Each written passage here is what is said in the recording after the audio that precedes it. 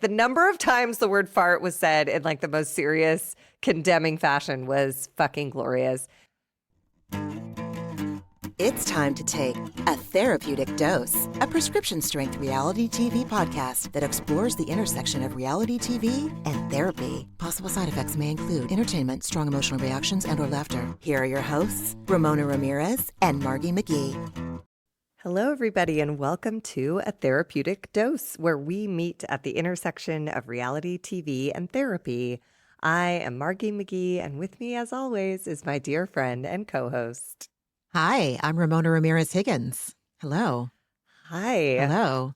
I'm on such a high after this episode of Salt Lake City. It was so good. It was freaking fantastic. Like, even though I took 9 pages of notes, I wasn't like slogging, like, oh, when's this going to be over? Oh, God, one more scene. I was like, yes, yes, yes. Like, it's everything. It's Cosmic Scoreboard, Todd and Bronwyn, so many nuggets of fucking fantasticness. And I am thrilled to that we are starting to talk about this franchise. Thrilled. And also the most dense 93 seconds of comedy I've experienced maybe ever in a reality TV show. Like, I love farts, and I have never seen, if I had to teach a scene study sketch writing class, I'm not lying, I will use that scene because it is about something so stupid and they take it so seriously.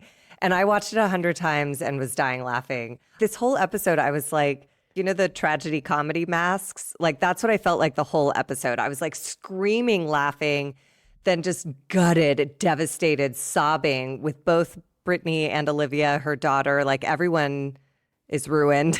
You know, they'll find their way, but like, Jesus Christ, that's so much damage. And so facing damage is really painful. And yeah, there was just so much. Everyone in this cast, in my opinion, with the exception of Heather, gives a lot. Heather's just sort of there going, like, floating above it all, judging everyone and not giving anything except telling us she hates her daughters. And I'm not enjoying her this season. I really wish I was, but I'm not. You're not alone. You're not alone in that. Oh, yeah.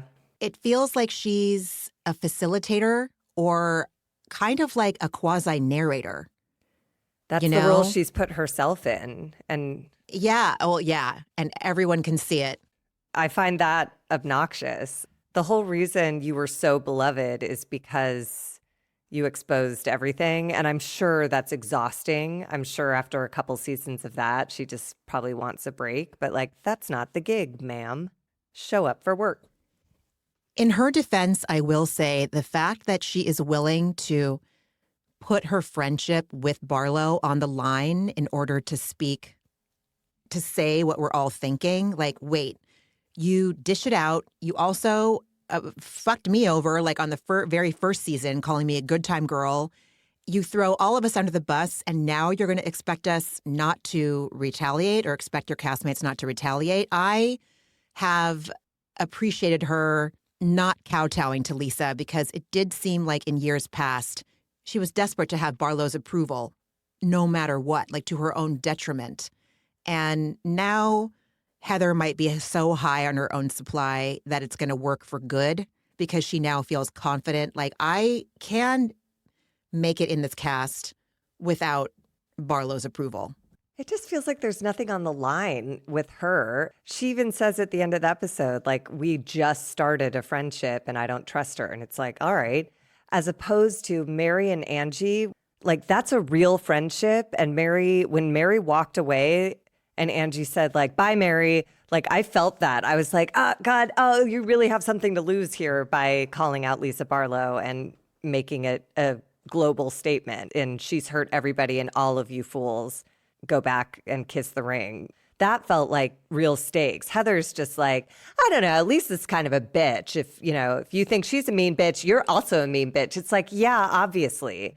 She's the voice of all of us, but like, I don't have any relationships with any of these people. So if I were in that store going like, hey, Lisa, you're a mean bitch too, it'd have just about as much impact. I see what you're saying. You know that makes sense. She has nothing to lose. Yes. So far. Yeah. So far. I just feel like, here's the thing. What I loved about Heather was that she was kind of like every woman. And now she's this like, her body's changed, her angles, her face has changed. And instead of show us what it's like to date when you're 50. Like, that's hard. And either it does work out and it's weird, or it doesn't work out and it's lonely. Do something. Don't just comment on everyone else's lives and marriages and scandals and whatever. Like, that's what we do. That's what this podcast is for, and all the other podcasts I listen to. You do something. Show us something. If your daughters are really so interfering with your rockin' sex life, let's see a walk of shame. People do this. People in their 50s have sex. If you're so cool and that's something you've been dying for, then go get it. Or try to go get it and don't get it, and show us what that feels like. Like, I just am bored of her being like, I've got it all together now. You know, I just am like, I guess, okay, but that's like so boring and that can't be complete. Nobody has it all together. Or if they do, that's where I stop relating to people. I relate to people through their flaws. And so Heather to me now is just like this, I don't know, she's this distant form of a human being, but nothing that I understand. I'm just like, all right, yeah, you look great. And I guess your life is perfect. So you have nothing but time to comment on everyone else's. Cool. Those are good points. Shall we, in earnest? Yeah, let's Since do it. This was fairly dense in the most exciting ways possible. This is The Real Housewives of Salt Lake City, season 6, episode 5 or 6, unclear, because maybe 6, because they're auto rolling, at least in Peacock and on Hulu. I don't have regular cable anymore, but because they're auto rolling, Watch What Happens Live right after, throwing off the episode number. It doesn't matter. It's called Out of Gas. Oh, I just got it. You just got it. I did. You Margie, better believe the second that scene happened, I watched it 20 times and I pitched 9,000 fart jokes for our title of this episode in my head. Oh, I love it. I like for the show notes. Yeah, I had the time of my life. Great. I'm so excited because I thought of you. If you're a new listener and you don't know, Margie loves a fart joke more than anybody else I've ever met. Except like 6-year-old boys. Yeah. It's about that level in me. As my friend Drew Droege says, he says you have one of the most sophisticated senses of humor, and also you laugh way too hard at farts. And I'm like, yes, both of these things are true, I think. You should definitely watch the Watch What Happens Live then that aired right after. It was Allison Williams and Meredith Marks, and they played a game where fart noises were, if they didn't answer or something in time or wanted to not answer, it was like truth or fart or something. That's so stupid. I love it. It's so stupid. And you could tell that the people in the control room were having the best time with the sound effects. That's so funny. Out of gas. Out of gas. We start with Heather FaceTiming Angie as Heather makes a coffee. Her espresso machine makes a prophetic fart noise as it's pulling an espresso shot. And at the first watch, I was like, haha, that's a funny fart noise. And then later I was like, oh my God, the editors are so completist. I love them. And Angie says she's ready to have a hard conversation with Mary after Mary walked off feeling insulted by Angie's behavior at the tea party.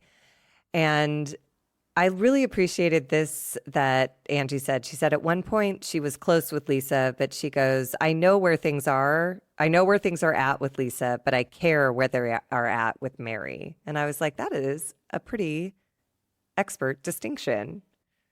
Angie, I related so hard to Angie throughout this episode. I have an attachment to the cosmic scoreboard. She has an attachment to the cosmic scoreboard. I can understand her desire for self-preservation in the face of Lisa Barlow. And I also have acted like her. Like I have gone tete-a-tete, head-to-head, because I was trying to preserve myself. And if you're going to do it, I'm going to do it right fucking back to you. What are you talking about? I loved it. So Angie feels like she's wasted her time in her friendship regarding Lisa. And recently, because she's been so triggered by Lisa's behavior, rightly so, in my opinion, this has made Angie show a side of herself that she doesn't like.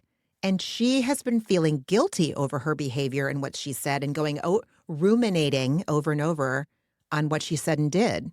This is what I was saying last week. Admitting where you are is vulnerability. Being honest with yourself and another person even just yourself, about where you are is vulnerability. And Angie does it, however imperfectly, she does it. Lisa does not. And I know who I have more empathy and sympathy for. Well, and Angie is so on her side of the street here because instead of pointing fingers at Lisa, she's like, when I'm with Lisa, I'm a version of myself I don't like. So I have to separate myself from Lisa. It's not about changing Lisa. The way Lisa behaves when Heather confronts her, saying like, well, she needs to do this, she needs to do that, or else I'm going to do this and I could do that. And Angie's just like, no, I notice I don't like who I am when I'm with her. So I'm going to take some steps to make adjustments there.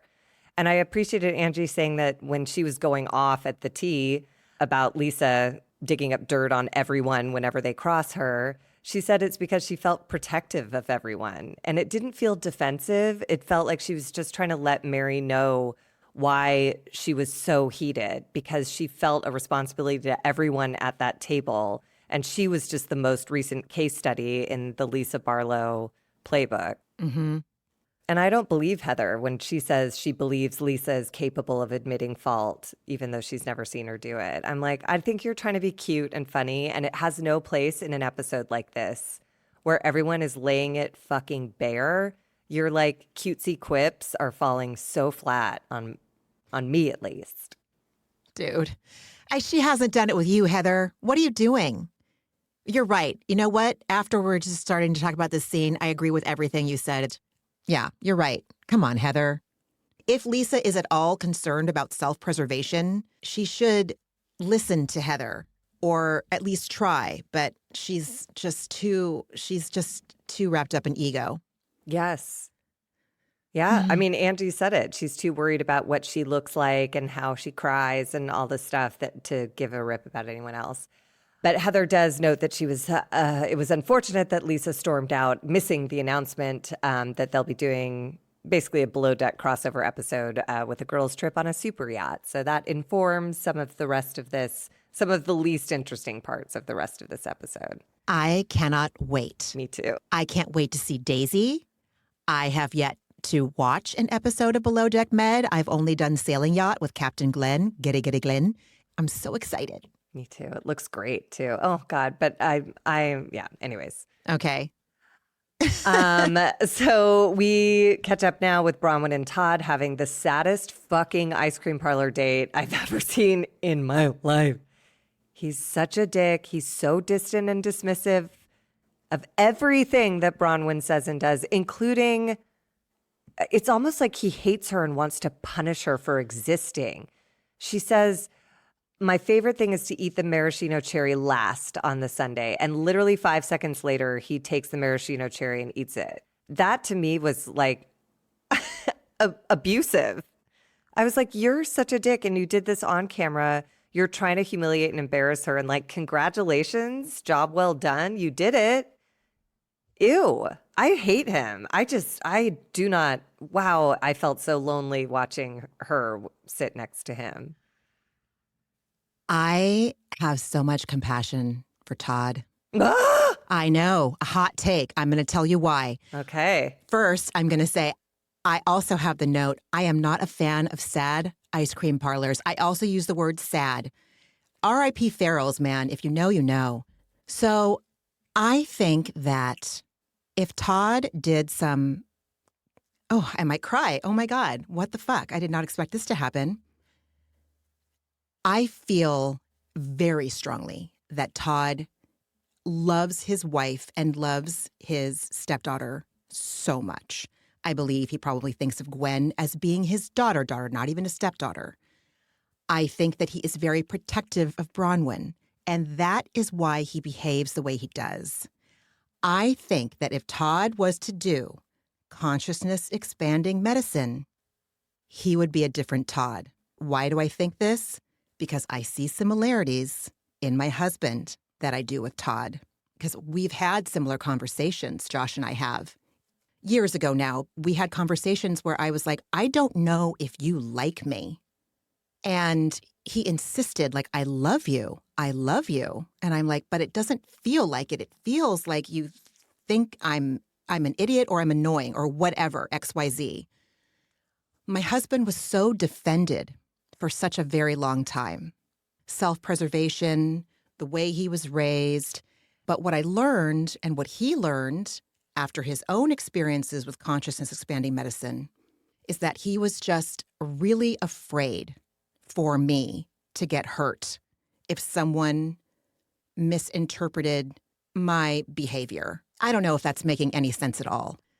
100% I validate anybody out there thinking that Todd is a monster. It's only because I've been on that side, not the exact same side. Josh is absolutely so much sweeter than Todd is appearing right now. I've never seen him treat you like that. He didn't take anything she said seriously. He had his head down. He never looked at her. It was awful. I've never seen Josh behave that way. No, absolutely not. And I'm not saying that they have similar personalities. No. I'm just saying that I see through some of Todd's behavior and some of his words. 100% I could be projecting. I could be wildly wrong. I think that if Todd did not really like Bronwyn or was not on board with her, there is absolutely no reason in the world why he would be in this marriage still. And the fact that he is, in my opinion, because I do think that he loves her, he just is a very defended man. Projecting. I'm telling you, projecting. I mean, but and that was the maybe- first thing I thought. But like, is that okay for him to continue to treat her like that and not get help? He no. did this on camera. I get it. It was hateful. It was humiliating. I hear you. I really do. And he gives her nothing. She starts by trying to engage him. How was your visit with your parents? It was good. They're good. Okay, cameras are here. We're both, what the fuck, dude? Either show up or don't do this. Like, I've been in this relationship and it was a Todd type, not a Josh type. Someone says they love you and then treat you like you're foolish. And it's just like, well, what is my existence then? I don't know what I am to you then. I hear An accessory, like a friction sleeve. Like, what the fuck is this if you can't, like, don't agree to do shit like this if it's like that embarrassing and I'm that lame. He didn't look at the selfie she sent him. She said he'd be proud of her for staying out of the chaos. He was like, congratulations, thank you. Okay, like nothing is good enough, literally nothing. This was my husband when we were working for the Obama campaign. And this was my husband when he got his first job in tech. They were under tight deadlines and stuff. Again, Todd and Josh are not the same people. My husband has a massive heart that anyone can sense from miles and miles away. I just don't think Josh would ever say something like, Bronwyn says, I know you don't care about the details. He goes, at all. Would Josh shut you down like that? Think he would say that at all. That's No. a different No. personality type. And again, this is on camera, Yeah. which means off camera, he probably just walks out of the fucking room and leaves her. And I get it. There's a lot going on under their roof, blah, blah, blah. But he looked like a dick last year. I think she encouraged him to come on to do some damage control, some image revamping this year. And this is what he gives us? Dude, you're cruel. And to have your daughter see you treated like that on TV, like, I don't know. I found it unforgivable. I see a man who is under-resourced in some way. I agree, but I don't find that to be an excuse. It's not an excuse. It's not an excuse. It's just because, and I hope I'm not making my husband sound like he's like Todd at all. Like, he's not. I'm just saying that, like, there were times when our conflicts where I could relate to Bronwyn, feeling like, oh my God, does this man actually like me? Ooh. No, I think it's really relatable. I think there's times in every relationship. I've been in several long-term relationships, and at certain points throughout the relationship, you get on each other's nerves to a point where the other person is annoying. And it does feel like you're swatting away a gnat when they want to talk to you again about, like, you know, whatever sports stats, or like, I don't watch baseball. I don't want to hear this right now, like whatever. But I would never say something like, don't care at all. Never. I would just say, like, I'm in a bad mood right now. I can't have this conversation. Can you please call one of your friends? I love you. Right. I got to go. Right. And if they didn't do the same for me, that's why those relationships ended, because everyone is deserving of some level of respect. As Mary says later, there's a certain level of respect. And when that threshold is not met on a consistent basis, I got to get lost. Look at her crying. She's like, I'm just trying to have ice cream and connect with you. And like, he's just hanging her out to fucking dry. And his Yeah. sorry was so bullshit. Like, he didn't touch her. And I appreciate what she said in her confessional. She said, Todd doesn't need to agree for my opinion to be valid. And she said that through tears, which means this is a pattern. And that is heartbreaking. And that applies to her daughter as well. I'm sure of it. That is the crux right there. Because I know when I was in those moments of intense pain, thinking that my husband did not like me for the person that I was, my survival was based on his opinion of me or what he thought, when it should have been, if I'm feeling okay about who I am, I can just like be like, man, he's having a hard day, or like, dude, what? But instead, it's like when Bronwyn talks to Todd, she's very much in that like little kid wanting approval kind of a thing. I've done the same thing. But Angie did that with Mary, and look at the outcome. Mary came in defended. Angie was tripping over herself to get her favorite drink, and she got the wrong one. Shit, I have to serve you food. Blah, blah, blah. By the end, I love you. I can't do my life without you. I hug you. This is just like Bronwyn's crying, and he's like, sorry about it. Ugh. She's trying to connect with him. And I hear she you. says as much. I really do. She's like, I can really you do. suspend your disbelief to come with me and meet me where I am? This psychic, who I know you think is bullshit, fine. He said something that touched me about my mom. Can that matter to you, that I was touched? Even if you think all of it's bullshit. Like, I just don't understand what he was doing there. It was so embarrassing and sad. I felt so sad. Yeah, I hear you. I really do. She said, you know how I feel when people misunderstand me. I shouldn't have to feel misunderstood with you too. I shouldn't have to beg you to think this is interesting. That's what I'm saying, though, is that I've had similar conversations in the past. So have I, but they've ended like Mary and Angie's, not with a shrug and a fuck off and that level of distance. Yeah. I think that the dynamic between friends and castmates can be a different dynamic than between spouses. And when she said that, I know that he loves her, and I am not excusing his behavior. His behavior is inexcusable. I am just saying I think that there is something underneath it that he doesn't know how to access, isn't interested in accessing. But I think that if his ego was dissolved a little bit, we would see a different Todd. Because when he said at the end, I wouldn't piss on Lisa if she was on fire. Her brain was on fire. If her brain was on fire, that's gnarly. Here's the difference between me and Josh and Bronwyn and Todd, though, is that we've done a fuck ton of work on ourselves as individuals, and we have worked in tandem on our marriage to communicate. And both of our experiences and work with consciousness expanding medicines, it has changed everything. So that is why I feel like I'm seeing pre-medicine Todd and pre-medicine Bronwyn. That's the only Todd there is. I know, for now.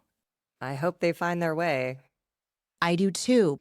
I just don't have faith that at the root of Todd is the same root that exists in your husband. No, absolutely not. How do I explain it? Because I even talked about it with Josh last night when we were watching. I said, this is pre-medicine Todd. And he was like, yep, like he got it. Because I said the same things that I'm saying to you. My dad is pre-medicine my dad. So does that okay to like still treat? I get it. My dad does love me. He means well. He has no tools and he never got a skill set to express himself and blah, blah, blah. But like, so what? Like, I hear you. I really do. I hear you. I validate everything you're saying. I do. And I wish I had a more adequate way of explaining. I mean, I think it makes sense. Like what Bronwyn said in this confessional, I thought was universal. She said, Bronwyn, she is very accepting of Todd's lack of emotionality and wishes he would be more accepting of her, being a person having a more emotional experience of life. That has been a universal truth in all of my relationships. When I've been met with a Todd response, it's a very different outcome than when I've been met with like a Mary Angie conversation, which is still tense and defensive. And I love Mary for saying, like, I didn't come here to cry, I came here to chew you out. That is the kind of person where there's hope. This felt hopeless. Oh my God, it just felt, I feel like a void where my heart should be. It's so sad. It's understandable. And when she said, I accept him for his lack of emotionality, I wish he would accept me for who I am. I had that conversation. I had it so many times. Yeah. But when you have it with a good person, it's a different outcome. This is Todd's second year on the show. He was absolutely called out for being a raging bastard, like demeaning, misogynistic piece of shit. And this is how he shows up. I think she probably tried to get him on to show him the Josh parts of him, and he is incapable. He wouldn't try. He wouldn't even try. He just was like, so mean. I hear that. I do. Ugh. I really do. I really do. And I could be naive. I could be wishful no, I think thinking. you're right. I just don't know what to do. I think everyone is pre-medication. So then what? If they don't do medication or are not on that path, then what do you do? You just stay and let your daughter watch you be treated like this? No, I don't know. I don't know. That's a really good question. That's a really good question. I mean, I guess it's like loving detachment. It can be both, where you just go like, you're an untreated sick person and I got to get away from that. I mean, I definitely didn't have loving detachment in my marriage when we had conversations like this. I absolutely did not. 100% didn't. I was very much attached, and his opinion meant everything. I am expressive. I am, like you know where you stand. You know what I think about things. And Josh didn't always feel that he could handle it at that moment. And he would get frustrated like, oh my God, she needs from me right now and I can't give. And oh my God, why does she constantly need? Why? And I didn't understand how he didn't need at all. And he was just like, babe, I got to compartmentalize shit or I'm not going to get through a fucking day. Whereas I only know how to be an emotional being. And Josh only knows how to be new. Not 100% either. I'm just saying when he was in real high pressure situations, which was a lot. He was on vapors because of work. I'm assuming that Todd is also running on vapors because of work. It's not pretty. But it doesn't have to be that ugly. Like I'm thinking of Love is Blind, the Sparkle Megan, and I forget the other guy's name because it's been a week and God forbid Jordan. I retain anything. Thank you. But they have that challenging conversation where he's like, sometimes I'm just exhausted. Yeah. And I can't listen to you. All I do all day for 12 hours is talk and listen. I can't do it when I come home. And that might be the end of that might lead to the demise of their relationship. But he was kind when he said it to her. He tried to crack a joke. It fell a little flat, but he was trying to connect with her. He was trying to say like, I'm here with you. I don't hate you. I cannot meet this need. And Todd, it just feels like, I ate your maraschino cherry. I'm going to answer your questions with one word. I'm not going to give you anything when you talk about what matters to you. End of scene. Ick. I hope he changes. God. I would love to see that. But I think that Lisa and John are still together because, well, actually, never mind. Now that I said that out loud, I don't know. I think that Bronwyn and Todd are together because something works.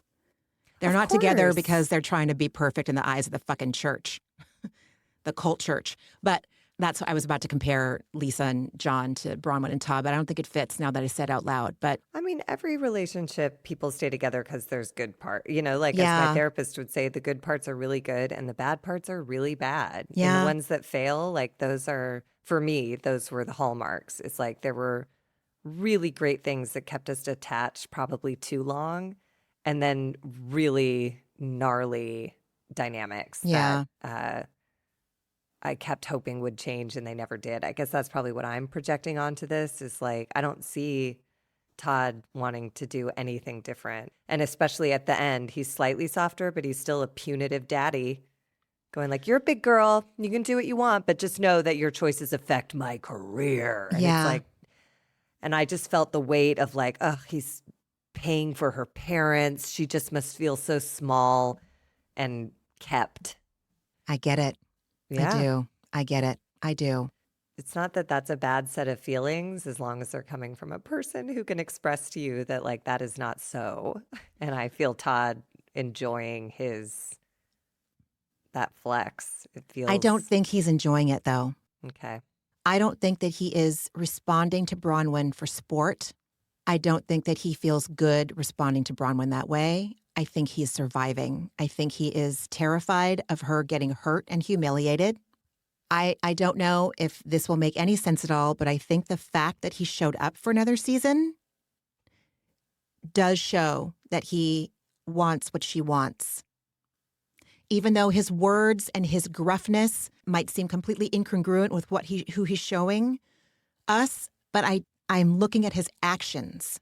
Other than his words, I am not excusing abusive behavior, and I'm not saying what he's saying isn't awful. I'm just saying I feel like my gut is telling me that there's more than just what he's giving us. And I think I'm probably responding so strongly because this has been my lifelong pursuit in therapy, which is like my therapist always saying, like, if they don't lead with gold, do not mine for it. You know, like it's just too much work and responsibility on me. I do believe that there's good in everyone, but it can take a lifetime to try and pull that out of someone. And in every time I've engaged in that dynamic, I lost myself completely, and it took for fucking ever to rebuild. And I see Bronwyn being a very different human being around the women than she is around him.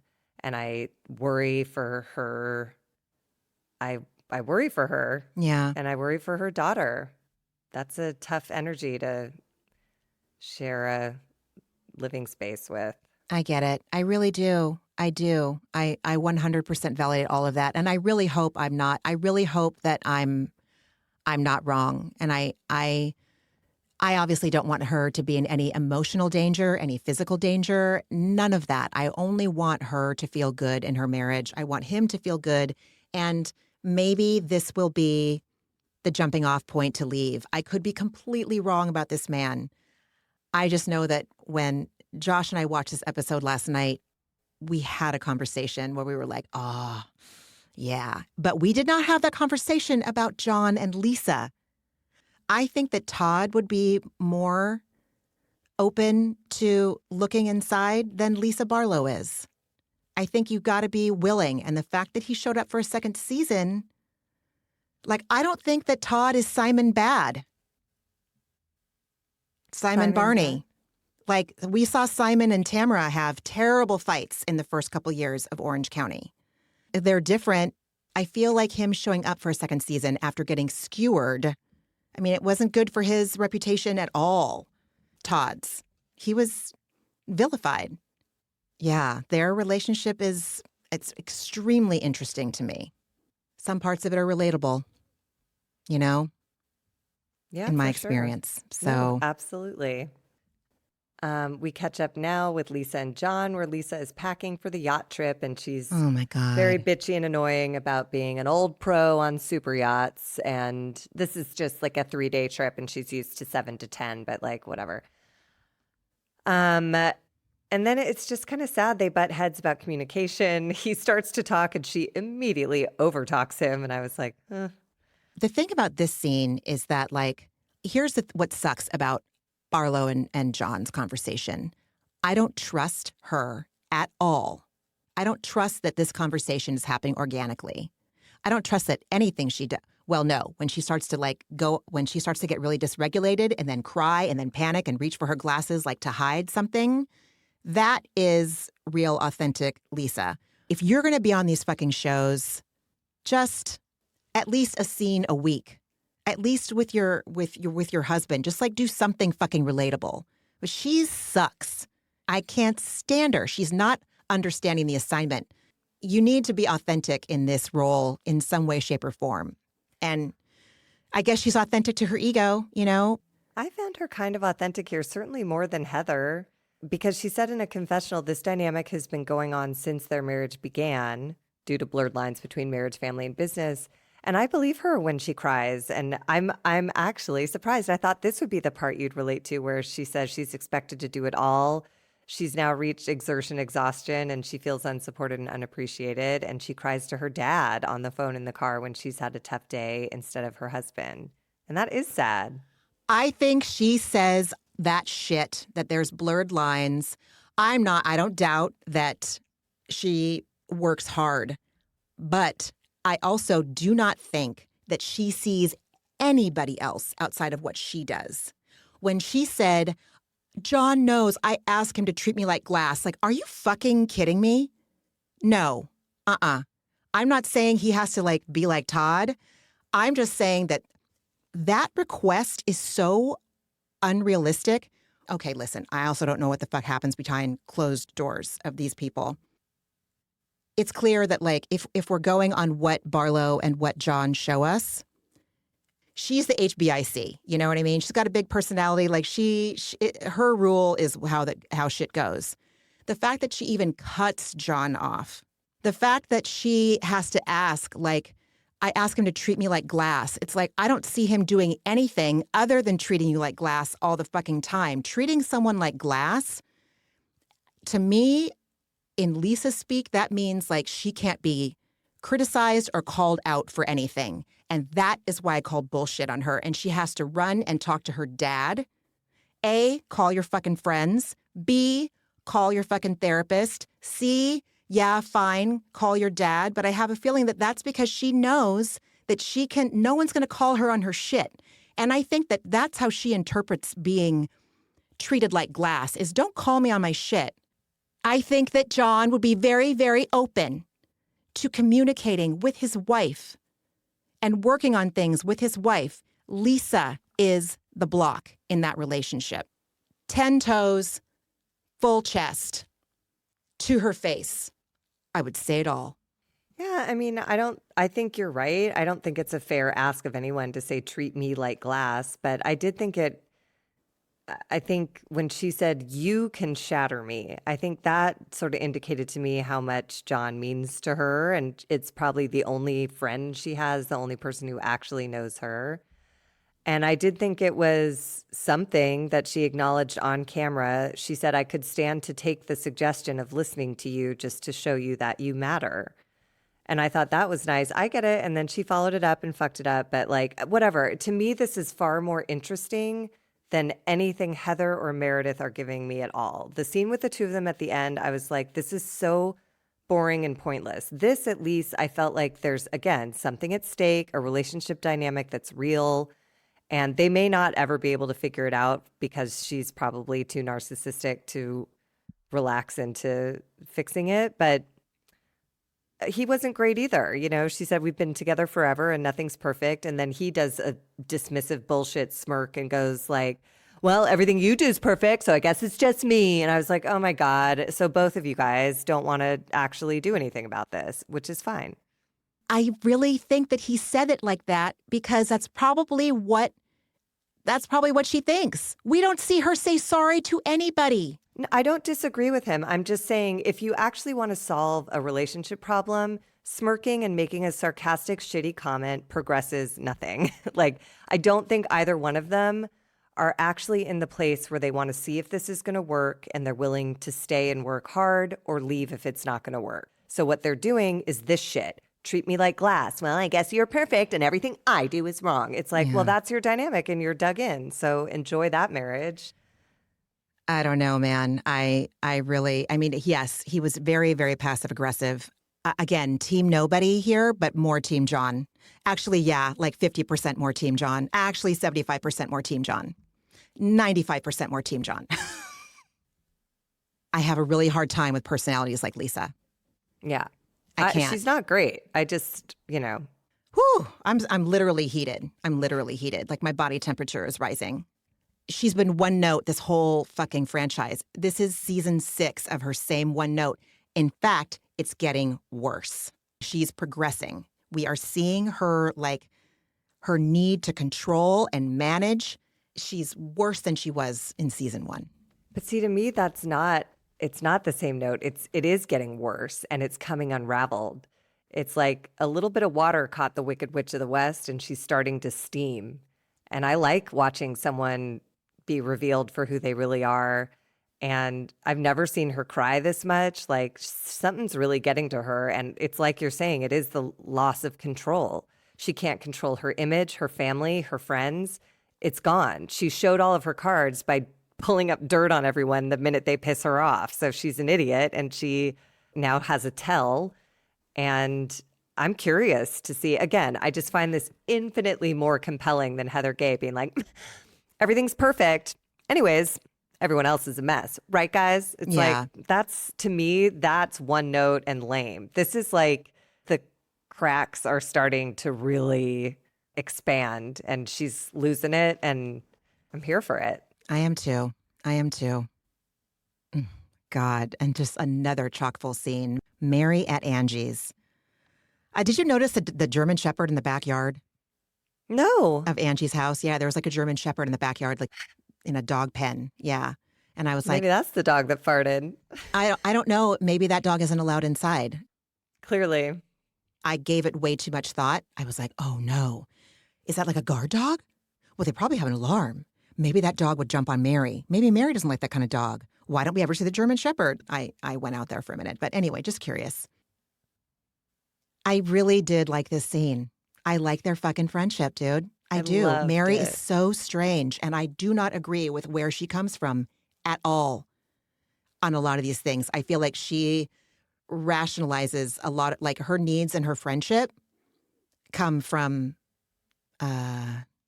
trauma places. And also, so do mine. But she like unrealistic asks of people. But she's willing to relax them. You know what I mean? Like I start with unrealistic asks too, and then when I care enough about the person, I'm willing to meet them where they are. You know, and I that's what I loved. I loved the arc of the scene so much, and I root for them with my like whole heart. Mm-hmm.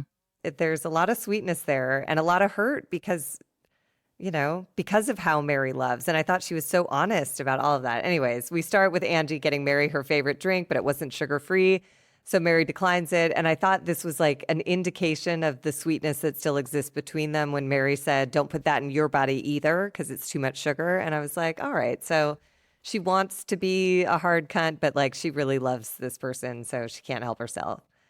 And then Angie presents platters and platters of food, cheese, cured meats, and olives, which is just tray after tray of farts, which meant nothing until my second watching. And then I really appreciated Angie launching with, I want to start with, I'm sorry. Like, hello, this is so advanced. And she said, I know that you wanted me to calm down. I know that you wanted to help me. Here's where I'm coming from. It's hard to allow someone to bully me and not respond. And I just thought that was such perfect, concise opening to this conversation. Totally. Completely. Yes, absolutely. Yeah. This was where I was like, Mary says that their friendship is like a sisterhood and that Angie won't even let Mary calm her down in those moments. So why is she there? That is what I was like, what? Like, if my friends don't let me calm them down in a moment of high dysregulation, I can try whatever I can, and I know I'm there with like love and open arms. But I would never say, why am I here? If you're not letting me comfort you or calm you down, why am I here? Like that was wild. It was a group lunch. It wasn't a one-on-one or like a a trio, like where it was just Lisa, Angie, and Mary. But like, I don't know. It made no sense. Their fight was not about Mary. It was about the two of them. And I didn't understand where the hell Mary was coming from with that one. That I felt was very odd. She sort of hinted at it last week when she said, I don't do well with that kind of like frantic, angry energy. And she says it again here. She says, you get so angry that you can't focus and you can't hear me. Like, you're letting someone get you so mad it's affecting our friendship. You get so caught up that I don't even exist. And as someone who came from a household with a lot of chaotic fighting, I get it. When that kind of energy starts, now I've been in therapy for 10,000 years, so I know if I'm having that reaction, it's not this person's fault. They don't hate me. It's to do with other circumstances. But I can understand if Mary, like, if that kind of energy where like, you can't hear me, I don't exist. Like, that's old, you know, if it's hysterical, it's historical kind of stuff. But I thought she did as good a job as someone could at explaining it. Okay, I can understand that. I can understand that. Yes, that's what it was. If it's hysterical, it's historical. And again, when we say hysterical, we don't mean misogyny hysterical. We're just talking about the Al-Anon, what we learned in 12-step rooms, that if you're having a really strong reaction to something, it's probably not about what's going on right there. It's got lots of weight behind it from years and years of shit, and you're layering it on that one instance. Which is the whole point of our podcast. Yes. Which none of these people have we ever met or care about at all week to week. But in the moment, they get us so heated. We talk about it for 2 hours at a time. Yes. Yeah, and Mary does try to push her away because we find out later that she came there to chew her out. And she said, you're supposed to be my sister, but you're not. And I loved Angie for just patiently trying to get through to her. She says, I don't want to feel like you're mad at me for being me. And I thought that was also really clear and vulnerable. Completely. I loved it. I loved this whole fucking scene. And then we start into the best scene of reality TV I have ever or likely will ever see. From this like incredibly vulnerable friendship place, we enter 2 full minutes of what is really bothering Mary, which is she's noticing that Angie is being increasingly mean, and she thinks Angie is not seeing herself in that role right now. And she says, I don't know who you are, and you're a little bit mean, like when you made fun of my fart. And at this point, I'm on the edge of my seat. And then there's flashback footage at which point I officially like ascend into heaven. There's a flashback scene to Bronwyn and Mary in Angie's kitchen, and they raise a glass in a toast in Angie's kitchen, and Mary farts, and she laughed at first. In the footage, we see her laugh, and this was before she decided that this fart was a defining moment in her friendship with Angie. I literally transcribed this whole scene because it was so delightful to me. And Angie's reaction shots were a whole episode of The Office because Mary's so serious. This really hurt her. At one point, she's even near tears at the end of this conversation about her fart because she said, you kept making fun. And Angie goes, made fun of your fart. And she really like leans heavily on the T. And Mary goes, yeah. I was fucking dying. Yeah. And Mary tries to play it off. She says, first of all, the dog farted. Your dog fart smells the whole house up and you blamed it on me like it was my fart. She goes, I eat healthy. My farts don't come out like that. We should know that fart between my fart and a dog fart. Like the number of times the word fart was said in like the most serious, condemning fashion was fucking glorious. And she goes, next time I won't tell you when I fart. And Angie goes, okay. And like raises her hands to cover her mouth from laughing. And Mary says, if you farted and I smelled it, I would never make fun of you. And this is where she legitimately starts to cry. She goes, and you don't even know if I smelled your fart before. Maybe I have. I would never talk about it and make fun, but you didn't smell my fart. And Angie goes, I didn't smell your fart, but you acknowledged that you farted. So she goes, I had gas and I was offended by you, okay? And I was like, oh my fucking God, this is the most story-driven fart scene I've ever seen in my life. And I fucking loved every fart of it. You are not wrong. Every fart of it. I see what you did there. You loved every fart of it. Oh my God, I love it.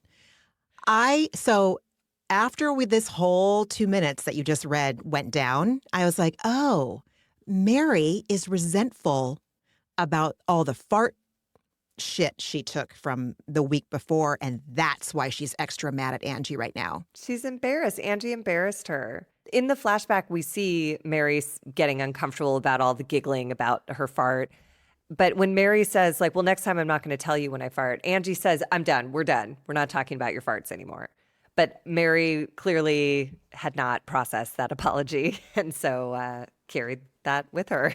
I don't know that she would have gotten upset with Angie at the telepath lunch if she wasn't already sitting on a hot Fart. A hot fart resentment. I mean, but it's You not know? about the fart because she gets to it. She says, I pull back when I feel a level of disrespect, and you have reached those places with me more than I can handle. So for what, again, whatever, the fart was the straw that broke the camel's back. Good Lord. And so, but it leads Mary to this like really vulnerable place where she talks about she doesn't let people in. Angie's friendship is a once in every 20 years rarity in her life. And when she loves someone like that, she loves with her whole heart. I have you on a pedestal. I want what's best for you. I want you to thrive. I want you to always win.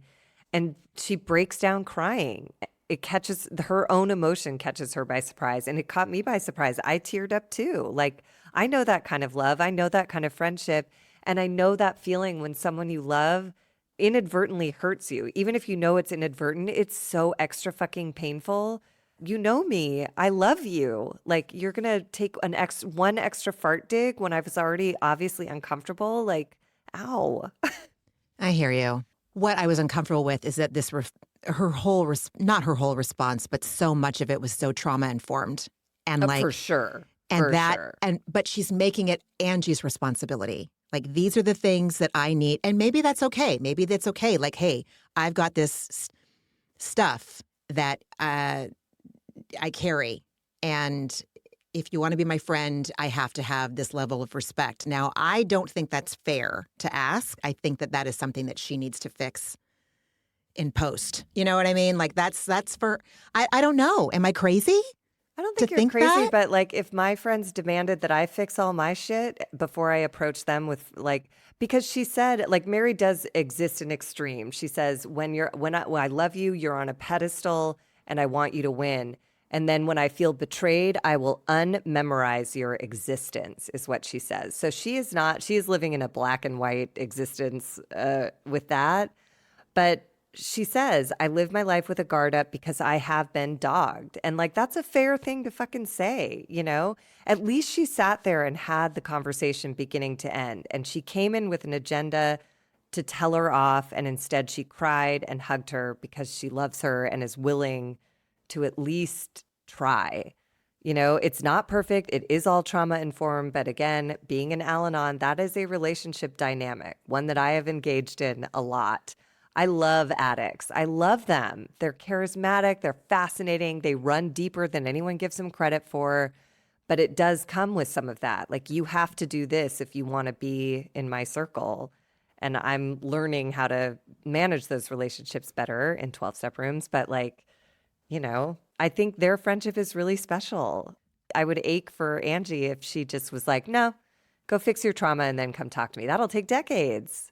I mean, there's a reason why they are friends. And it's funny now we remember when they went to the Trixie Motel and, you know, Angie was like, come on, girl, come sit with me. She's like, no, don't call me girl. Like, this friendship was preordained, clearly. You know, like Mary is clearly having an experience with Angie that she probably hasn't had with a lot of people. She just admitted it. Like, she, you know, I don't do this with other people. And so I love it. I see it. And when Mary said, I can't live without you, but get it together, that fucking ruled. Like, that was vulnerable and clear, but I had a hard time. I was let me put it this way. I was very uncomfortable watching somebody ask to have needs met when they're not trying to meet their own. Does that make sense? I guess I take it for granted, Margie. I tell you, like, all the time, like my friends are very, everyone who's closest to me is very interested in introspection. And why do I work like this? Why? Where do these reactions come from? And it felt like Mary was making things external.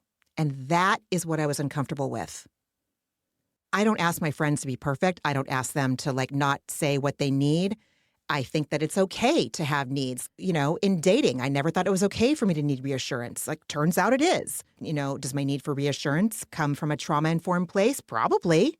And so I get it, but I worked on it and it was still there. When I had that therapist that was like, Ramona, you might just be someone who needs reassurance in your romantic relationships. And I was taken aback, like, that's okay? That's okay? So what if that's Mary, though? She might just be someone who needs a certain level of respect. And she's letting Angie know as they get to know each other and their friendship deepens. I'm not saying it's right. I'm just saying I was uncomfortable watching. It felt like too external. Like I was there questioning, like, hey, I don't think I'm supposed to be asking for reassurance. And someone's like, you can. But I was curious about it. I was like, this isn't working. Like, why? I'm either not accepting myself or somebody else isn't accepting what I need.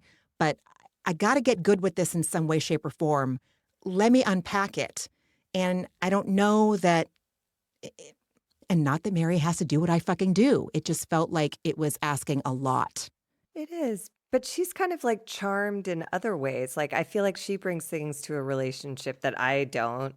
Because I, too, it's what bonds us in a lot of ways. I'm a curious, introspective person myself. But Mary, watching her at that tea when she got Lisa and was like, show them the light. You show them the way. You be the bigger person. And and Lisa was like, you're very motivational. Yeah. And watching her talk to her son, who is in active addiction and able to speak honestly with her about it, that is charmed. That is someone who does not feel like he has to put on a show for this woman. Like, she has something, you know what I mean? And it may not be what would work for me in like in a super close friendship, but I believe her when her love is almost overwhelming to her.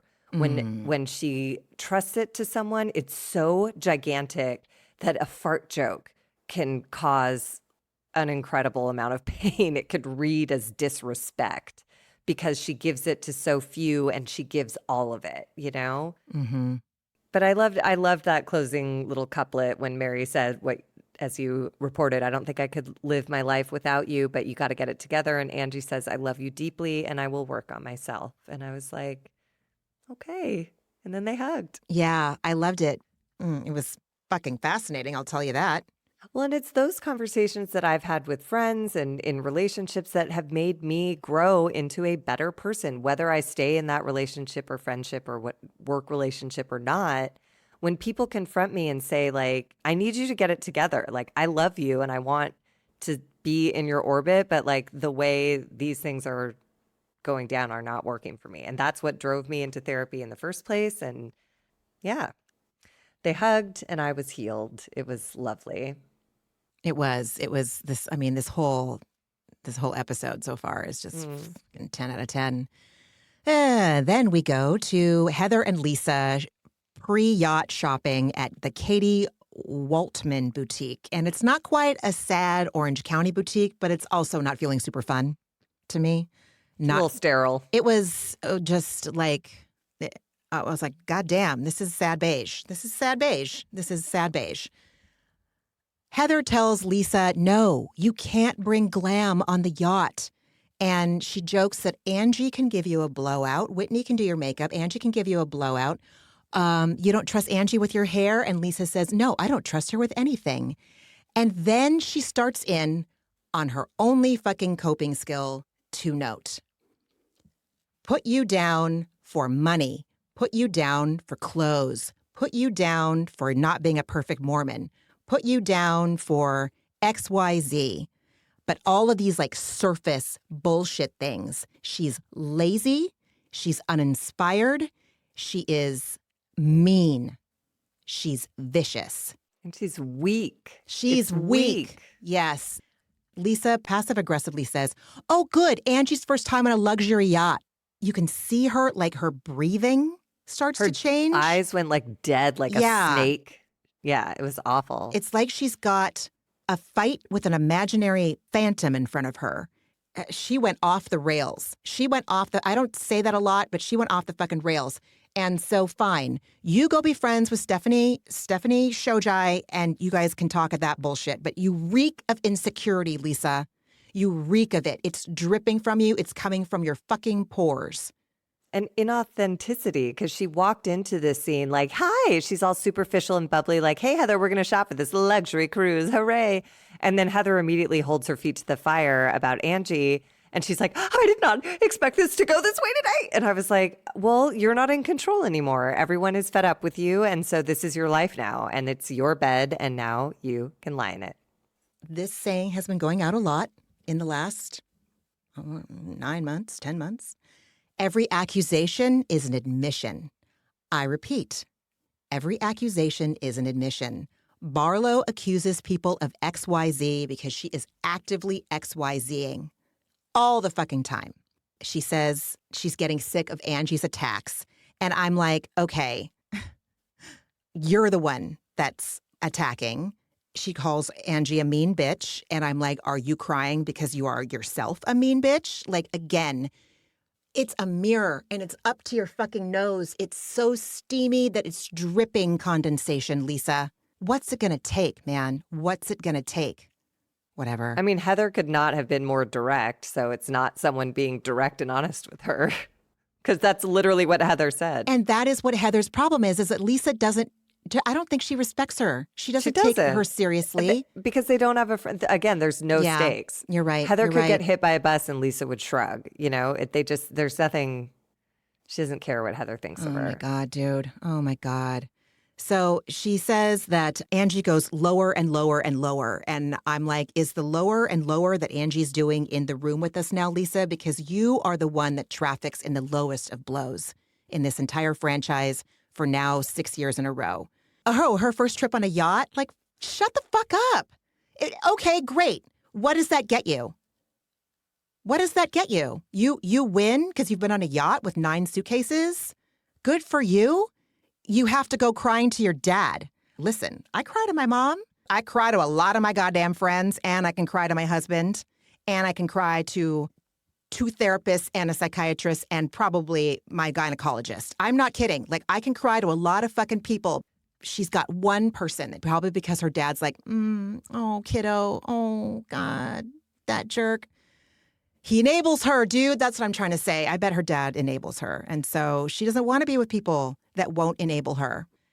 Anyway, so they continue with, Barlow's badgering Heather about how, I don't remember how I can't even understand my own notes here. I mean, it's basically Lisa's just like tit for tatting it, saying Angie started this by insulting her kid's brand and calling her a cunt, present, cunt, all this. And then Lisa claims, I didn't dig at her. And Heather's like, are you fucking kidding me? And she's like, how? How did I go low? And Heather says, the soup man.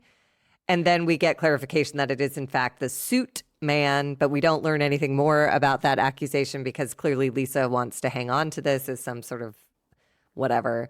And Heather says to her, there's a reason no one rides hard for you. And that's because they've all been burned by you. And Lisa now gets upset and starts weeping. But Heather, to her credit, holds her feet to the fire and says, what you two are doing has no endpoint. And Lisa goes, well, stop talking about me and I'll stop talking about you. And then she immediately starts talking about Angie. And it's like, if I could count her money, it'd be really fucking easy. And Heather's like, you're doing this, like you're doing exactly what you said you wouldn't. And then, in Lisa's confessional, she somehow blames Heather for starting this with Good Time Girl. I don't understand. And then she takes credit for the book title, Good Time Girl.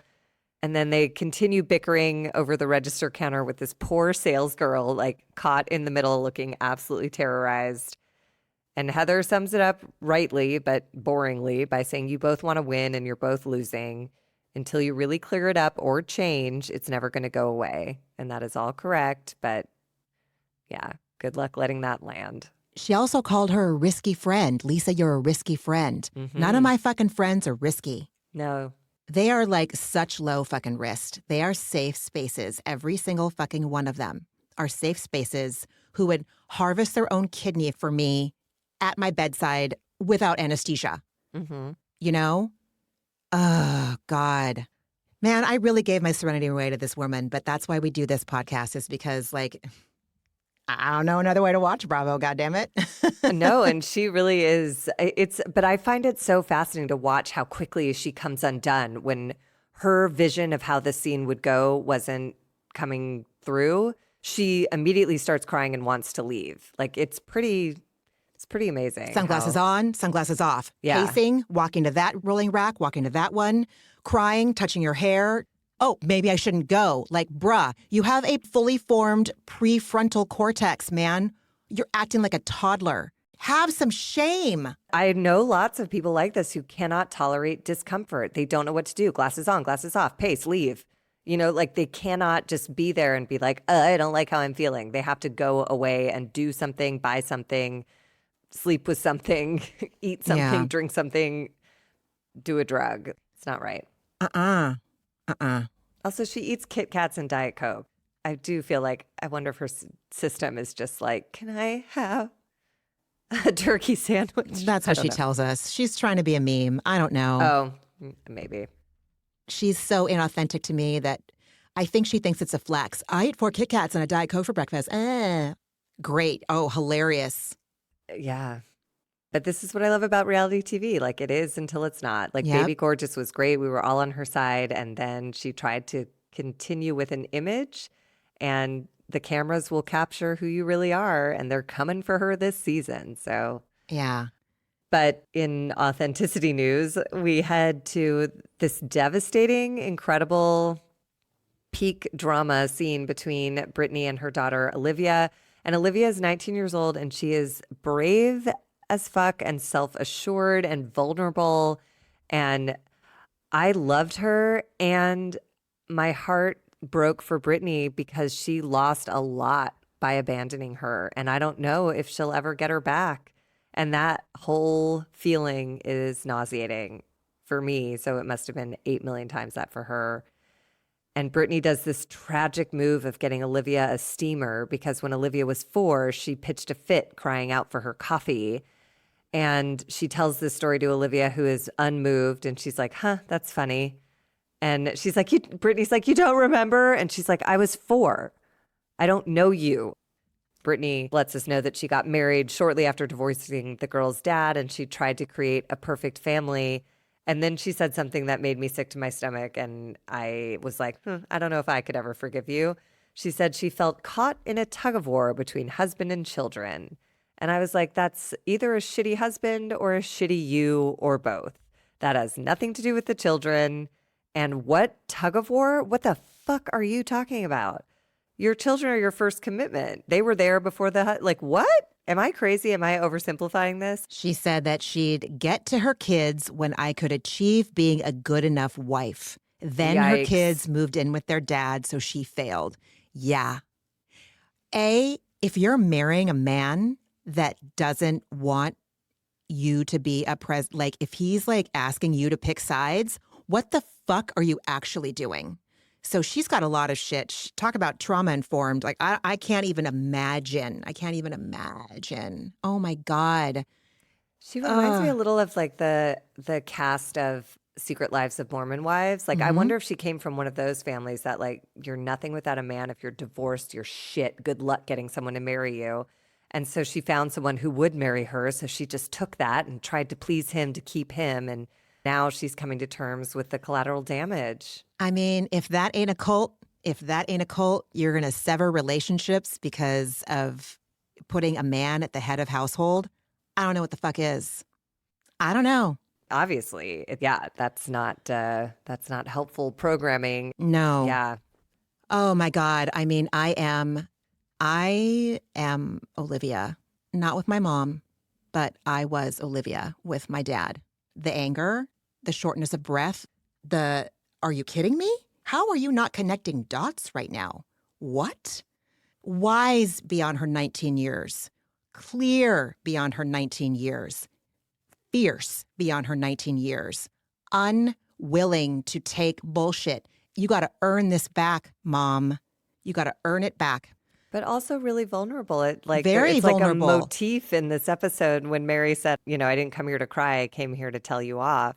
I felt like this was a similar thing. Olivia came here clear and centered and sure of what she was going to say. But when you care about the person you're sitting across from, you get fucking emotional. And I loved her for being willing to go there too. Me too. I think Brittany has an uphill rest of her life path to regaining this child's trust. But I think Olivia would actually be willing to receive her if she'd be willing to do that work. I don't have a ton of faith I don't in either. Brittany. I don't think she likes to do hard things. I don't either. I don't have a ton of faith. And I speaking to her Olivia showing her vulnerability, like I've talked about in the past, how like anger has been historically, it was one of my more accessible emotions because it's empowering. I would just be so devastated by the people whose love I needed for me to be able to communicate. Sometimes it would be laced with more anger than vulnerability, but always underneath it was that vulnerability.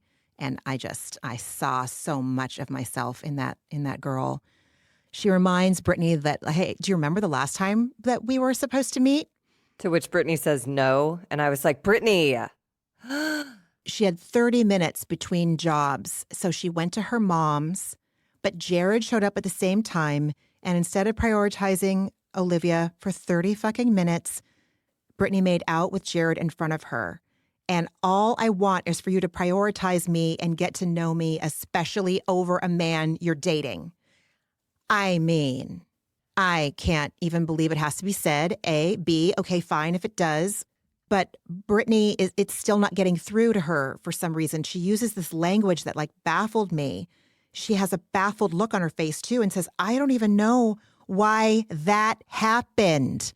I was disgusted. It's too passive. No, you say, oh my God, I don't know why I did that. I did that. She gets there though. I agree, but she's not very evolved. Brittany continues on and says she had kids that she never got to see, and Olivia cuts her right the fuck off and is like, yeah, you cannot put that on us. You can't cry about how sad you are that you have kids that don't talk to you when you abandoned us.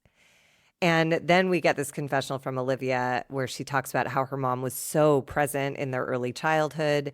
And then when Olivia was 12, Brittany just went MIA when she got married to this new guy. And she said she went from having a doting mom to Olivia having to beg for attention. And I related so much to this very painful concept of knowing her mom is capable of being present and caring and being fun and wonderful. I know it's in her, but she stopped doing it. And that's that, like, in my household, that's like an alcoholic quality. I don't think that's what's going on with Brittany, but I related to that sentiment of like, I know you're wonderful. You've been it to me. I've seen it. So why are you doing this now? And how long does this last? We've got to get past this to get back to the good stuff. I've seen the good stuff. Where is it now? It's such a confusing thing when you're a kid. 100%. 100%. That was absolutely my dynamic, being a child of an alcoholic as well. 100%. Like, I know what you're capable of. I see it. Why? I'm your kid. I'm your fucking kid, man. Like, what? She says, Olivia directly says, I just think it's important that you take accountability and realize that I wanted a mom. And Brittany, this is where Brittany really breaks down. And she says, that's so sad. I'm so sorry. I don't know how to make it better because I can't go back. And I think that's where Brittany is stuck. And I think she could use some mental health support to help her find a way forward. And this is where Olivia breaks down. She says, I put myself in your shoes and I would never do that. So why did you? And basically, Olivia tells Brittany, you need to figure out why you did that, because it is her worst fear that she will reconnect with her mom and again be neglected for another man. And Olivia tells her the saddest thing, which is a universal truth for any kid who gets abandoned or rejected or neglected. She felt like it was something that was wrong with her. And this dialogue ripped my soul open. Brittany says she's so sorry. You're my precious baby. And Olivia says that you know nothing about. And Brittany cries, saying, but I really want to get to know again. I would love the opportunity if you'll let me. And Olivia says, I just don't want to get hurt again. And Brittany says, I'm sorry. And I was like, just like, again, the sucking void where my heart used to be. It's like, I don't know if this will ever heal. And it hurts so much. Oh my God. My God. Yeah. Ugh. I know. Why is beyond her years, because she had to be. And so brave to put this on the show. Again, like the parent-children dynamics on the show with Mary and her son, and in this conversation, like Brittany, for all her faults, by the end of this scene, I believed what she was saying. And I think she simply doesn't have the tools or the resources to get where she wants to be. She would have to do some major healing of her own shit. And yeah, I come from similar programming. So like I have some sympathy for her, you know? When you're told you're not worth anything without a partner, you think you need to get a partner, you know? Yeah. And she would need to unwind some of that and then work toward, I mean, she would have to put all of her time and energy to regaining this child's trust. This child seems well worth it to me. I would put all my time and energy in trying to get to know this girl. She seems rad, but Brittany, she just seems a little, I don't know. She seems like a fawn on unstable legs, and I don't know if she has the gumption to try to get him up under her. I don't even know if I'm cautiously optimistic. I really don't. So I know sad. it's heartbreaking. But when I hear language like, I don't know why that happened, to me, that makes it sound like she's still a little too detached. But after that, she says, I'm so sorry. I don't know how to make it better because I can't go back. Like that to me feels more truthful of like, I don't know what to do. I've ruined this. And like that to me is those are the moments where I go to therapy because I get stuck in a place where it feels like there's no path forward. I agree with you. I agree with you. And it's the conversation that she had with Whitney that's like, oh my God. it's still showing up for me in this one. Like when she said, I don't know why that happened, because I mean, Whitney was basically like shaking her by the shoulders. Like she said, don't date for 30 fucking days. And she's like, and I'm like, dude. That's right. And Whitney said, like, it should be a mother's instinct to Right. set aside everything to connect with their children. You have that, right? And she was like, yeah, no, sure. I definitely have that. And Olivia says the same thing. I don't know what I cannot imagine making the choice that you made. That it doesn't compute to me. Same thing when Josh and I became parents. Like, how do you not show up and love the shit out of them? How do you not? I don't get it. God bless. Olivia, you have my full support. And Brittany, I really hope for the sake of yourself and your daughter that you can make some shifts. But I think the good news is like, I see in Olivia someone who's going to be okay either way. Yeah. But goddamn, I'm so sick of kids having to be resilient because of shit like this. I know that I should just accept it, but like No, I'm not saying you should just accept it, but what does that mean? You and I are products of like, you know what I mean? I think that both of us could have used with a little less having to be strong. But I guess my experience of people who were raised in whole households, they get their own set of challenges. You know what I mean? Yeah, like you're I right, think it's you're a right. fallacy to believe it's that fucking bachelor programming of Okay. like, my parents are still together after 40 years, so I'm a stable, wonderful choice. It's like, fucking are you for sure? Like Totally. I think we're all looking for the path to a smooth, simple, pain-free life. I have never encountered a single human being who's had that. We've all had patches, but I don't know. I get it. I hear you. I do. I'm just happy for her for like having really clear boundaries, really clear questions, and really clear demands. You need to figure that out so that I don't get hurt again and you don't get to cry over not talking to your kids. That was your choice. Oof, God. Oh, yeah. I'm definitely not neutral. No. I am not neutral. And then I guess we get a little bit of reprieve because this is the most surface conversation we've seen take place in this entire episode is when Heather and Meredith are walking in their respective faux animal coats with Starbucks. There's always a fancy walk happening in Salt Lake City with a Starbucks and an outfit. Like, it's just wild to me. Apparently, Meredith isn't usually a driver, so she shows up driving a car, and she tells Heather she chipped a tooth on a cold ease and then kicked her toe on the corner of the shower, and her toe is now purple, but her legs are conditioned to walk in heels, so that's why she's wearing, I mean, not just like high heels, but like high heels, pointy toe boots. She says it's healthier. I was like, oh, okay. I love that logic. Oh, my God. So they're dissecting the lunch from the day before, the telepathic lunch, and Heather tells Meredith that her conversation with Lisa did not get through. And Heather says, I used to think Lisa was fearless.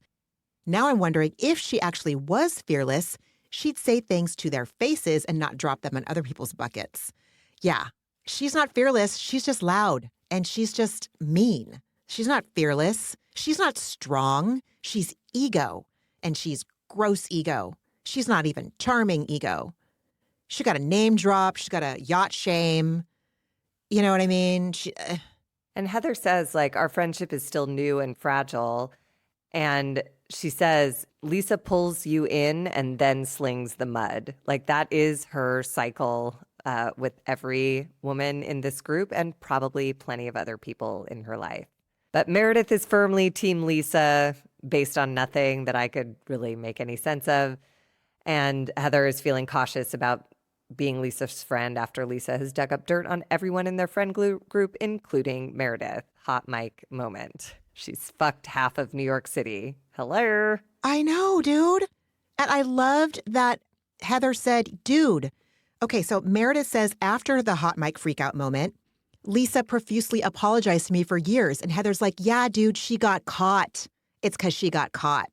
She's like, so why don't you want to believe what Angie said and Meredith said? But what if Lisa didn't say that? What if Lisa really wasn't trying to dig up dirt on my family about shoplifting and what was the other thing?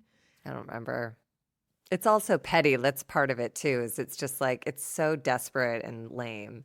Yeah, exactly. It's low-hanging fruit. It's lazy and stupid.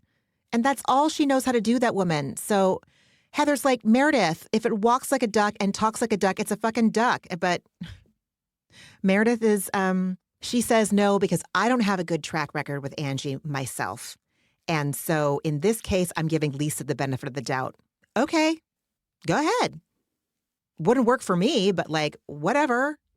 Put on your high-heeled boots and be friends with Lisa. Believe Lisa. But this is why I hated the scene, because I don't believe her. I don't either. Meredith doesn't believe that that's happened. I don't believe Heather gives a shit that Lisa, I don't think Heather was ever aiming for a real friendship with Lisa anyway. So this was just like two ladies walking and having coffee and like, fine. But they tease this piece of information that it's possible Lisa's dug up new skeletons on Bronwyn, which have suddenly hit the press now that Lisa is pissed at Bronwyn. And we pick up this information with Angie and Mary coming to Whitney's under the auspices of having Mary fill out her preference sheet for the yachting excursion, because Mary is, in fact, the most particular. There was a sad moment where Mary said she likes a yacht because it rocks her to sleep, and no one ever did that for her as a child. Oh, God. I was like, wide eyes emoji. That was so gnarly. It just felt like, oh, you were neglected. Yeah. Yeah. People yelled around you a lot and you were neglected. Yeah. Because earlier she had said, like, you get so mad that I don't exist anymore. And then we hear this thing of like, no one held me and rocked me as a child, so I let the fucking ocean do that. I'm like, nobody took care of you. And you never went to therapy, so you're letting the ocean and your female friends fill that role, and you married your granddaddy. You married your grandfather. Yeah, you married your step-grandfather. Oh, my God. Yes, it was gnarly. So Angie brings up the headlines like, hey, did you guys see the headlines about Bronwyn that broke that morning? And they flash the headlines.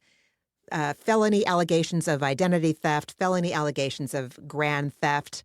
And that leads us to Todd and Bronwyn at the bar at the Edison Social Club.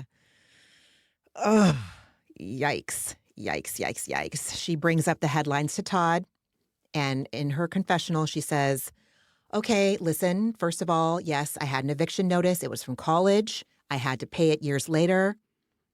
But then the headlines also say that she committed crimes in the current day, but that actually happened 10 years ago, nothing recent. It's been a case that was dismissed, later sealed, and I really legally can't speak on it because of what my involvement was with that. Now, in Reddit, there was discussion about this. The lawyers like to weigh in, and I fucking love it. I love it when a lawyer Bravo fan weighs in on Reddit with something like this. It's just so fascinating. They were basically saying that dismissed and sealed doesn't mean what she is trying to make us think that it means. No, she clearly did something and took a deal. You know, both parties agreed for her to pay some sum, which Todd probably paid, and have this document sealed. And now she won't talk about it because, as she apologizes to Todd for these allegations and likely criminal behaviors on her part, are going to affect his business. And he is slightly nicer to her in this scene, but still pretty agitated and mostly a dick. And he says he doesn't understand why she wants to spend time with people who are capable of putting her and her family on blast like this. This is when he says, I wouldn't piss on Lisa if her brain was on fire. And Bronwyn acknowledges that Lisa started and or perpetuated these rumors. That seems clear. The timing is wildly suspicious. And this is where Todd sort of, again, daddies Bronwyn and is like, you're a big girl and you can do what you want, but basically saying you're getting in the gutter and mucking around with slime when you hang out with these women. So don't come home complaining that you and Lisa got in a fight because you're setting yourself up for that. It's on you. Mm-hmm. And I understand that perspective. I get it. I do. And this is, again, Josh and I will watch this episode together. And after Todd told Bronwyn, I don't know why you want to go if you know Lisa is going to be a shit. If she is, what you just said, don't come crying to me about it. I told him there was a time. I told Josh, I'm like, there was a time when you would have said something similar to me. And he absolutely agreed, 110%. But I agree with Todd on this part. It's like how Bronwyn said in a confessional earlier in the episode. She said Todd's point of view is like, don't go to the circus and be surprised by the clownery. So I get it. I might set a similar boundary. I'm like, if you're going to hang out with people who have a history of only hurting you, then when you come home, you're going to have to find a different audience for that gripe, because I know that they're going to hurt you and I don't want to hear about it because you are walking yourself into that firing squad. I think that is his best way of supporting her. I don't understand. I can't co-sign on this. I don't want to hear about you getting hurt. Not because he's trying to spite her or be a dick. It's like, it is hard for me to hear about what you're going through.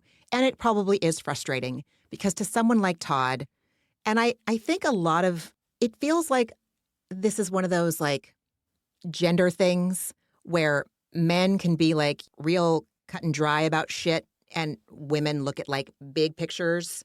You know what I'm saying? Like the compartmentalization is something that I don't understand. I am not of that ilk.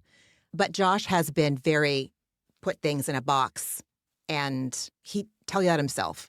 So again, I understand that he's reading as completely impatient, completely intolerant. And like infantilizing. I know. And I wish Bronwyn felt empowered to explain to him. Here's what I think. I think Bronwyn likes being on the show because she's visible. Someone actually gives a shit that she exists. It matters if she shows up, and it matters what she does. I think under her roof, he's never home. When he is, she's in the way. He doesn't give a fuck about anything in her life. I quote, you don't care about the details at all. So I think it's worth the Lisa risk to Bronwyn. That's how dark it is under her roof. She would rather have criminal behavior exposed and be somewhere where she fucking feels seen and like she matters than be in isolation in that marriage. That's how I read this. Because honestly, I struggled with it too. I'm like, why would you stay on this show? Like, they are trying to destroy you and they could harm your husband, but it must be that lonely. It must be that isolating. It must be that dark. That's, my projection. Wow.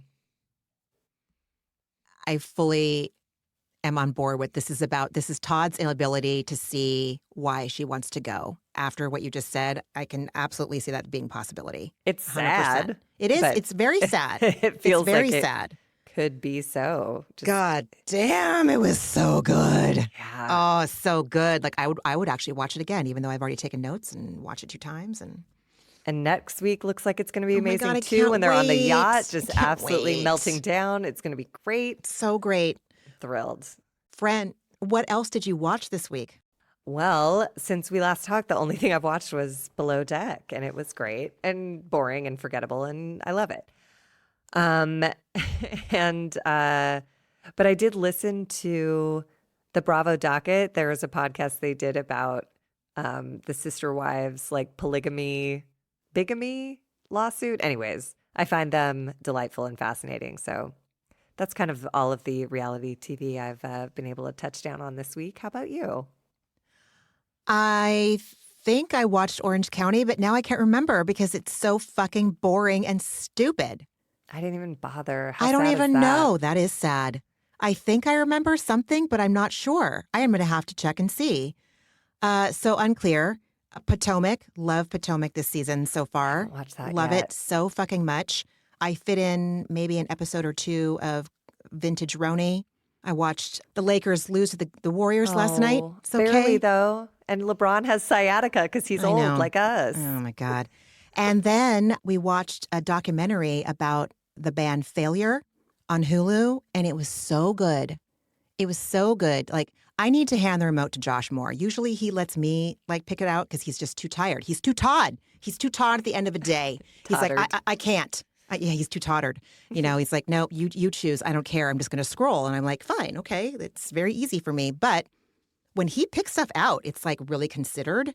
And it was a great documentary. It was so good. Josh played with that band. I remember seeing them in the mid 90s probably. And it was really good.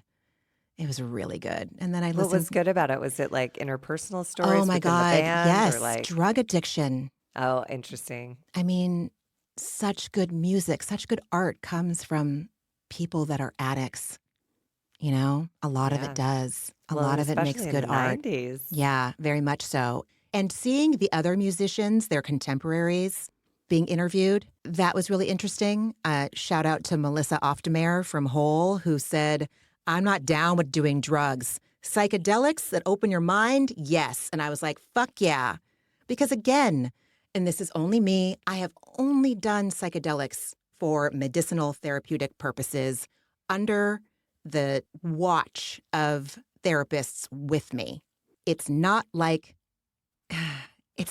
doing drugs because I'm usually there doing it to work on something, dissolve I've my only ego. done psychedelics outside of a therapeutic session, and it's wonderful. So, Well, I've only done therapeutic doses too, so that I can work things through in real time. I don't know. That's been my only experience has been doing it to open my mind. So, but I can't imagine doing them without someone guiding me, someone being there. Anyway, so it was really fucking good. The whole documentary was great. Music was great. The interviews were great. Seeing the old footage was great.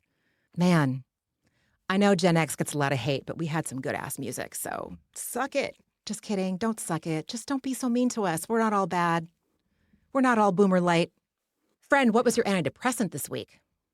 my antidepressant was this episode. To me, this was like one of the best episodes of reality TV I've ever seen, especially the timestamp of 15 minutes and 50 seconds to 17 minutes and 23 seconds, which was the most dramatic perfection on the subject of farts.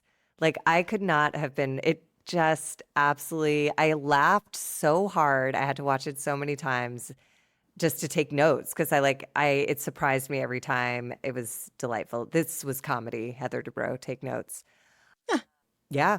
I basically just wrote out a whole, like, why this is an incredible story-driven fart scene. It has relationship consequences. The fight escalates through the inciting incident of the fart, denials, justifications, confusion from Angie over the facts of the circumstances, and finally, like, a loving resolution. Like, what more could you ask for in 93 seconds? You're so right. That is my antidepressant. Those 93 seconds, like, changed me chemically. So, how about you?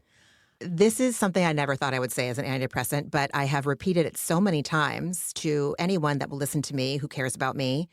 I am making Leo's Halloween costume. And I don't mean like from scratch. Like I don't have a sewing machine. So Mormon. I'm kidding. No, like, I don't have a sewing machine. I would love to learn how to sew. I mean that like I'm sourcing it because I looked at this costume on Etsy and I was all, dude, I can do better than that. And so I did, and I have, and I'm getting creative. Like, I can't find the shirt that he needs. So I bought a white shirt and some tailor's chalk, and I'm going to hand draw what I need to have on exactly. See your face right now? Your mouth is open. Oh my God. Yep. I mean, I got stuff from Michaels, from Etsy, from Nordstrom Rack, from The Gap, and I'm making his dreams come true for Halloween. And I'm excited. Like, I'm finding a creative outlet from You're this. a stylist, spooky stylist. And I started it early. Like, I'm not scrambling. I know. We're like over a week away. I can't even Yeah. believe we're having this conversation. You have Taylor's chalk I week have before? Taylor's chalk. I have Taylor's chalk. Yeah. I am making him a K-pop Demon Hunters Soulja Boy, Genu Soulja Boy outfit. Amazing. The one that he wears during the day. Yeah. Yeah. It's going to be good. He's going to have a good costume. I can't wait to see pictures. I can't wait for it all to be together. And I love that it's like a family effort, that it's like his vision and you're the one carrying it out. Like, that's amazing. It's so meaningful. He just told me what he wanted to be, and I was like, okay. And I've been like holding up every piece as it comes in the mail, or I pick it up, and I'm like, what about? He's like, that's great. And I'm like, oh, but you don't understand. Taylor's chalk on a white shirt. Leo, Taylor's chalk. And he's like, great. I'm like, I'm 9. I'm like, I don't care. the pink on the shirt doesn't match the pink on the belt. He's like, I don't care. And I'm like, you don't? Okay. Because it would make me nuts. But like, he doesn't care. And thank God that he doesn't. But that's my antidepressant. The people handing out candy are not gonna be comparing shades of pink. That's an amazing antidepressant. Oh, thank you. And I love that it's like ongoing. I love that it's an ongoing project. Oh, and God. And it also has a deadline, which is also really does. satisfying as a creative person to be like, I have until this date to get this done. Yep. So I will put my heart and soul and back into it until that moment. And being of service to my little boy, to give him a costume that he wants to wear, makes me feel really fucking good. And the fact that I said this earlier, but I'm going to say it one more time so I hear myself. I started this weeks ago. I did not wait till the last minute. That's an effort for me, you know? Since I did an order from Michaels, I threw in some stuff for me to like get excited about Christmas decorating, Amazing. my crafts. So that was also a lift. Like I'm dopamine driven on Christmas decorations. I'll tell you that. Anyway, that's it. I love that. You know, I think it was a therapist. Anyway, someone in my life once told me that the way to spell love is Time. And it feels like Yes. this is a huge investment of time, which will translate to your son as LOVE. What a gift. Having just come off of this like tragic scene between Olivia and her mom, like what an incredible opportunity Leo has to never have to have that steamer conversation. God bless. God, please, please. I mean, he has told me about my phone use before. And that's Look, real hard. Every child. Look, I feel like it's biological in some ways. You have to differentiate from your parents so you get the fuck away from them at a certain point in your life, you know? I know. And but every kid will have issues with their parents because nobody's perfect. But as long as you're like not ignoring Leo to make out with a weird, strange man at your doorstep. No, while he has 30 minutes between jobs, I am absolutely and hasn't seen you in years, then I think you're on an okay trajectory here.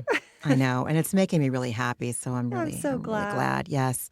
Oh my God, Margie, it was so great to talk with you about this episode. I'm so happy that Miami's done and this is where we are. And I can't wait for this cast to exhaust me just like Miami did. But for right now, this is like I am snorting it up. Yeah. It's a big old rail of fucking great content. I love it. All right, friend. I love you. Everyone else, take really good care of yourself. Pass the podcast on to a friend.